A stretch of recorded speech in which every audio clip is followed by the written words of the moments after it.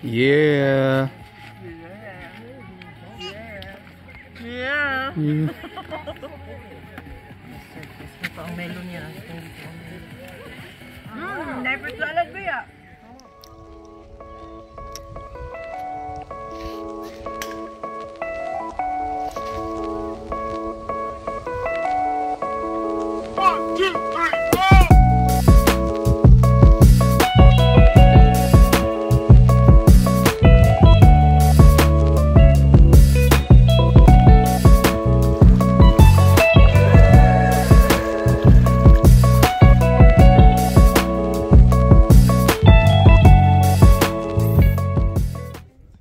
Yo, what's up guys? So, mga paps, nandito tayo sa Hicks Lake.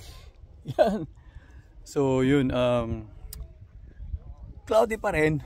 Pero kanina kasi ano siya tawag nito, yung pagkakaalam namin is sunny today. So, pero pagdating namin dito, medyo umulan ng konti, yun.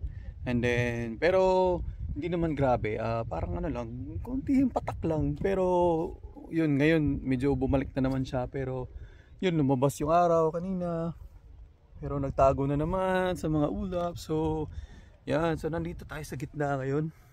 Alright, so nagkayak ako, yeah. And then tignan nyo naman yung ano, yung ito, no, yung bundok na yan. I don't know if Mount Shimpa ba yan or ano, kasi parang ano parang ang tulis niya kasi parang tingnan natin kung makita natin.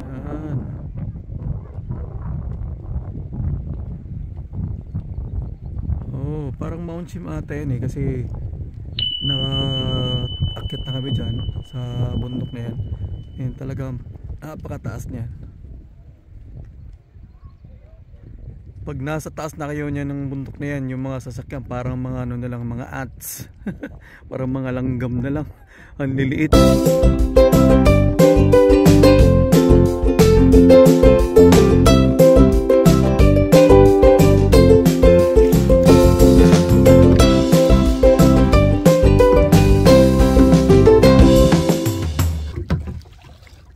Pero maganda yung ano ngayon, yung panahon ngayon kasi hindi siya mainit.